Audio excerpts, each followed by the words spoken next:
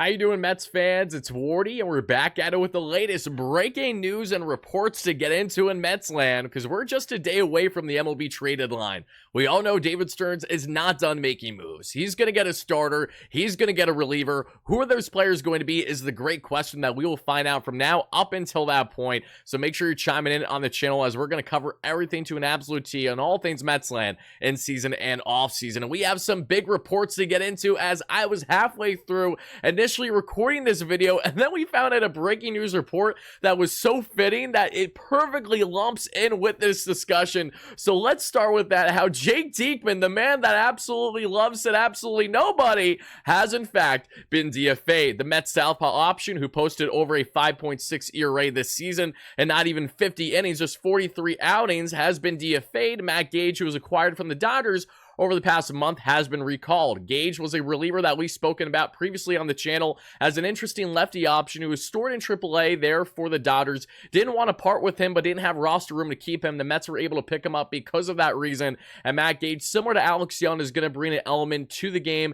in this Mets bullpen to see how he performs. My guess is it's going to be a short-term filler option, because the Mets have also been linked over the past 24 to 48 hours into two pitchers. One of them is the perfect Jake Diekman replacement, none other than flame-throwing southpaw Tanner Scott, that we've broken down on the channel in the past, and we're going to do exactly that here. And also soft-tossing right-handed starter for the Cubs and Jameson Taillon. How likely, unlikely are either of these moves to happen, if not both? And again, what are you getting in Scott and Taillon should the Mets land either, if not both of these respective pitchers? But I want to know your initial reactions in the comments down below to the news that Jake Diekman has been DFA'd. Sayonara, see you later, you're out of here. Nothing personal, Jake, but you have taken a couple years off my life with your incompetence as a reliever. And outside of that Aaron Judge strikeout, which we greatly appreciate, that was your final thing. That was like your swan song, basically. Now he has officially ended his tenure with the Metsies. Jake Diekman just didn't work out. He was throwing meatballs and he was walking everyone the mother. Exactly why I was never in love with him to begin with. But when the Mets signed him, I'm like, okay, there's upside. He performed really well with the Rays, but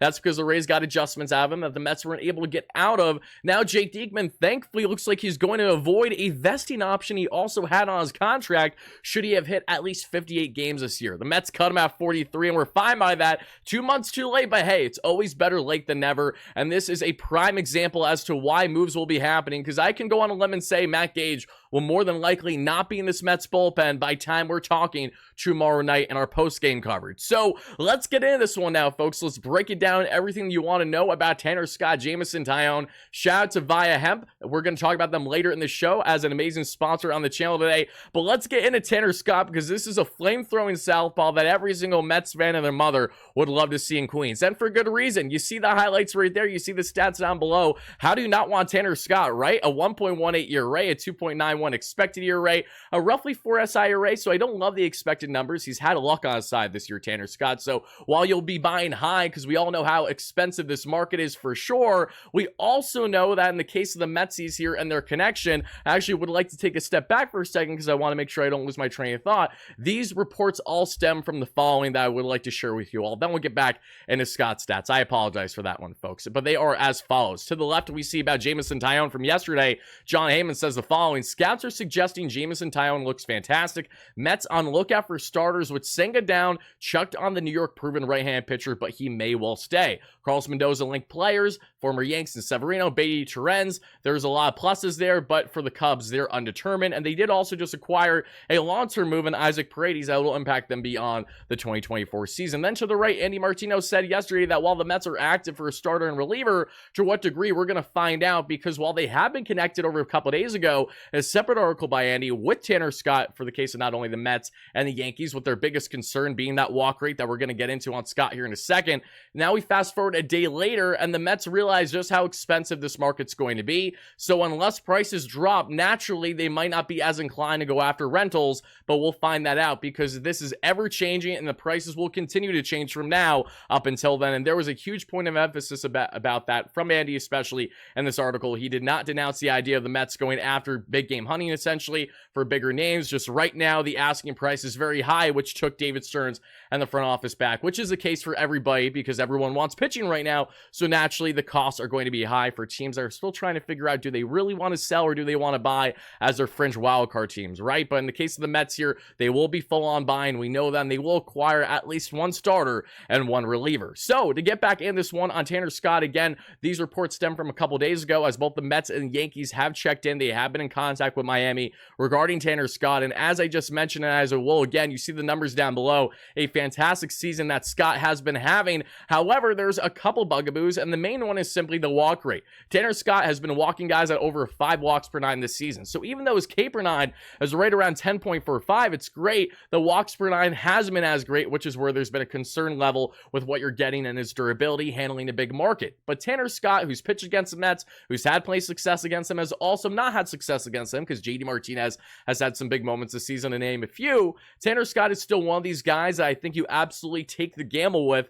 While, yes, I'm not in favor of trading away a boatload of key young assets for a rental reliever because he's not controllable like some other guys that we may talk about. Even Jameson Taillon is controllable, so we're going to talk about him after this one in a couple minutes here. But on the topic of Tanner Scott, why is he such a perfect fit for the Mets, and why should they go out of their way to try to land him? Because unless he's going to cost you endless top prospects, which might be the case after the Phillies had a huge overpay for Carlos Estevez, which I thought was ridiculous on their end, but Dave Dombrowski, unlike David Stearns, doesn't care about the farm as they're clearly in a win now stage, that being the Phillies. But Tanner Scott now a flame-throwing southpaw that touches 100 on the gun, sits 97, and also has a gorgeous looking slider that sits 88 to 90. How can you not love the option? The Mets finally having for the first time this season a true dominant southpaw option in their bullpen, something that they haven't had all year long, and that's because of Brooks Ridley going down for the year with Tommy John surgery. That's because of Jake Diekman's incompetence. And as we take a look further at the Tanner Scott numbers, again, they are just an absolute thing of beauty here. Just in case you guys are wondering how good Tanner Scott has been this season, again, look at all the red. Just simply put, outside the walk percentage, he has been one of the best pitchers in Major League Baseball. 94th percentile in pitching run value, 94th in fastball run value, 82nd in breaking run value, above league average in off-speed run value, 89th in expected ERA, 98th in expected batting average at 180 for the opposing batters. 91st in fastball velocity, which sits right around 97, touching 100.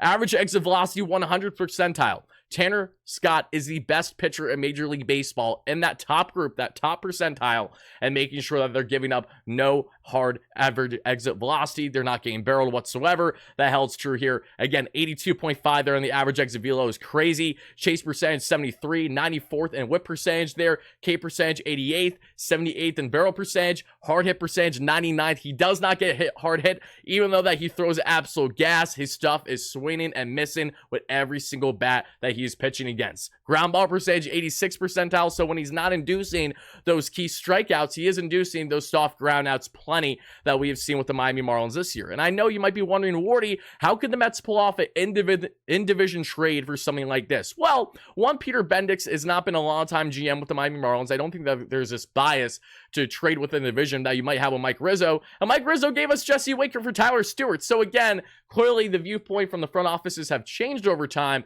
even internally in the NL East, trading with one team to another, respective teams, rivals, if you will. But Tanner Scott here, if the Mets go out of their way to land this man, he would do wonders. This is exactly what the Mets are looking for, a flame-throwing, a true dominant, high-leverage situation southpaw that won't even need to be the save artist for the Mets unless Edwin Diaz has a lot of inconsistencies. He is a primed-up setup man for the Mets and can be utilized in the ninth inning and non-save situations as well. Simply put, yes, there is questions and potential concerns not only with the walk rate, but how he could handle a big market, and we're only going to find out once he's actually traded. So, for the sake of wanting to make sure this man lands in New York and not with the Yankees, David Stearns, buckle up, get the job done, do what it takes to land Tanner Scott, as long as you're not giving up the entire farm for a rental. If that's what they're asking, then by all means, pivot and adjust elsewhere. Not a problem there. Tanner Scott, definitely want to know your initial reactions on the thought of the Mets acquiring him this season. Drop them in the comments down below, everybody. And before we get on to Jameson Taillon and more in today's video,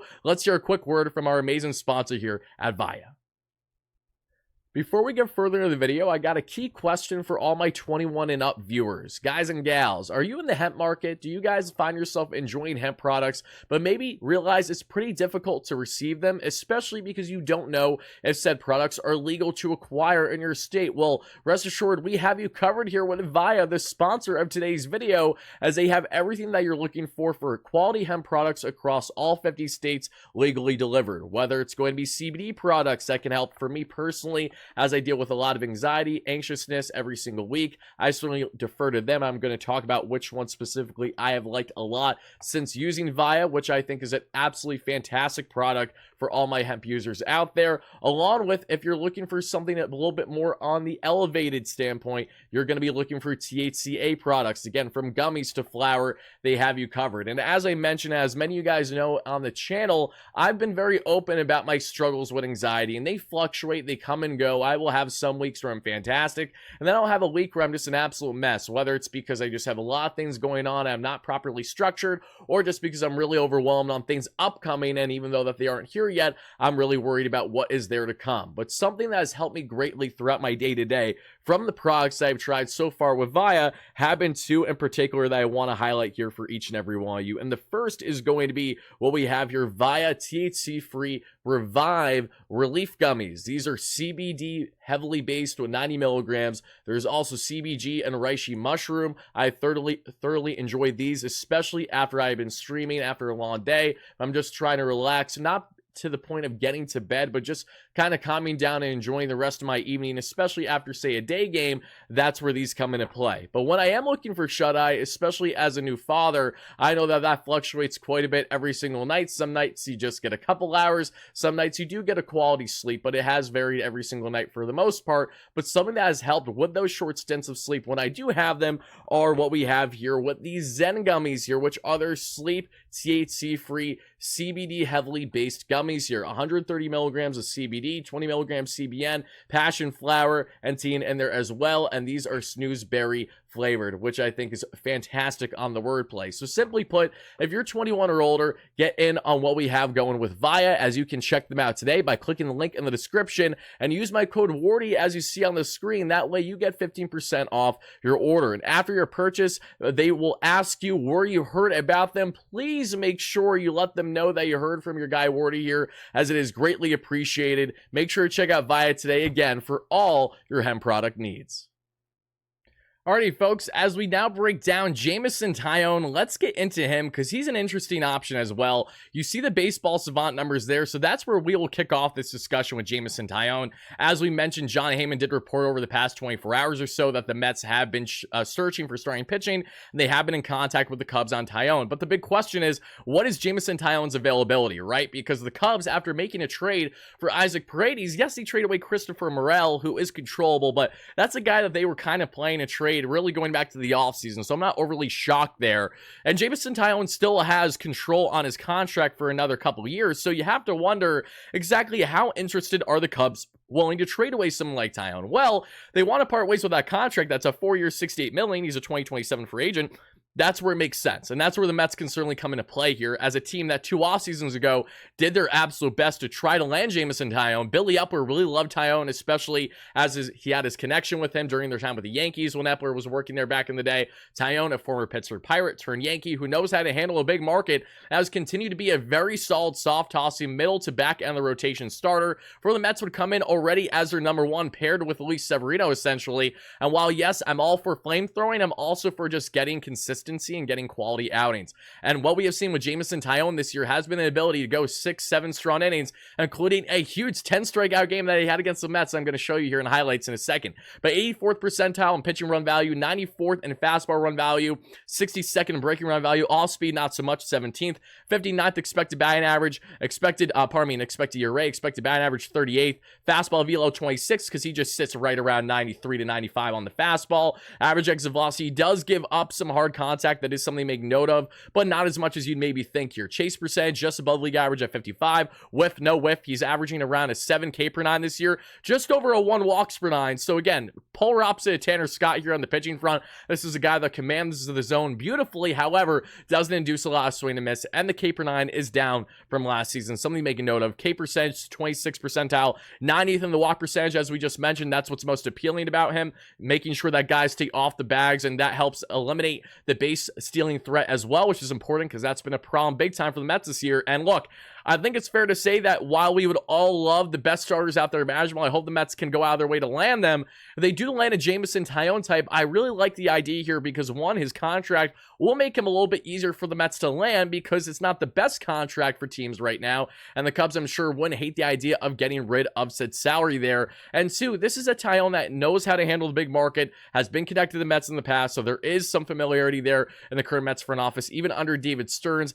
And this is a guy that, again, is not going to walk everyone your mother, and that's important. How many times this season have we seen Luis Severino give up the leadoff walk, Sean Manaea, Jose Quintana, and that goes to bite them in the butt? More often than not this season, that's been a problem. Enter Jameson Taillon with a sub-3 ERA, a 3.68 expected ERA, over a 4 SI ERA, a 1.15 whip, and a 3.77 FIP, 78 Ks this season in 100 innings. Jameson Taillon, a career 3.9 ERA pitcher. Again, right around the middle of the pack of what the Mets will be looking for. Is not going to cost you as much as, say, what a Garrett Crochet, a Tarek Skubal, a Jack Flaherty is going to, more than likely, but is still going to be costly. But having team control at least helps justify for David Stearns and the Mets to go out of their way to make this type of move if they're going to give up some key assets. Let's just make sure that you're giving up the right prospects. So far, so good. PCA hasn't done anything with the Cubs, so the Javi Baez, Trevor Williams deal isn't hurting all that much yet, at least. Will we see something similar again where the Mets part ways with some top prospects, but this time for a controllable starter and one that can certainly impact them beyond the 2024 season? Because again,